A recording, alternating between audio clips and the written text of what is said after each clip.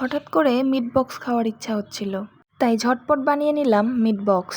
মাংসগুলোকে ম্যারিনেট করে রেখেছিলাম ডিম, আদা, রসুন, জিরা বাটা, হলুদ গুঁড়া, মরিচ গুঁড়া, লবণ, সামান্য ধনিয়া গুঁড়া দিয়ে। এরপর একটা বাটিতে একটু কর্নফ্লাওয়ার নিয়ে সেই মাংসগুলোকে কর্নফ্লাওয়ারের মধ্যে একটু ওলট পালট করে মেখে নিচ্ছিলাম, ভালো করে একটা কোটিং তৈরি করছিলাম। তারপর একটা ফ্রাই প্যানে তেল গরম করতে দিয়েছিলাম এবং এই কোটিং করা মাংসগুলো একটা একটা করে ফ্রাই প্যানের তেলের মধ্যে ছেড়ে দিচ্ছিলাম।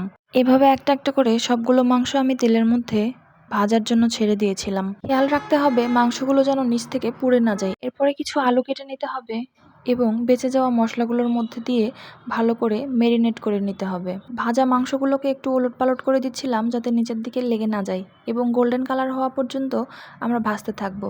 এই তো আমাদের ভাজা কমপ্লিট হয়ে গেছে। এখন আমরা একটা ছাঁকনির সাহায্যে মাংসগুলোকে তুলে নিচ্ছিলাম এবং একটা বাটিতে ঢেলে রাখছিলাম। এই মাংসগুলো দেখতে অনেক ক্রিস্পি লাগবে। এরপর সেই ম্যারিনেট করা আলুগুলোকে আমরা আবারও কর্নফ্লাওয়ারের মধ্যে ডুবিয়ে মাংসের মতো করে কোটিং করে নিব এবং বেঁচে যাওয়া মশলাটুকু আমরা সেই আলুর মধ্যে দিয়ে দিব। ভালো করে মাখা হয়ে গেলে আমরা সেই গরম তেলে একটা একটা করে আলুগুলোকেও ছেড়ে দিব এবং খুব সুন্দর করে গোল্ডেন কালার না হওয়া পর্যন্ত ভাজতে থাকবো। এরপর ভাজা হয়ে গেলে একটা ছাঁকনির সাহায্যে তুলে আবারও সেই মাংস রাখার বাটিতে ঢেলে রাখবো।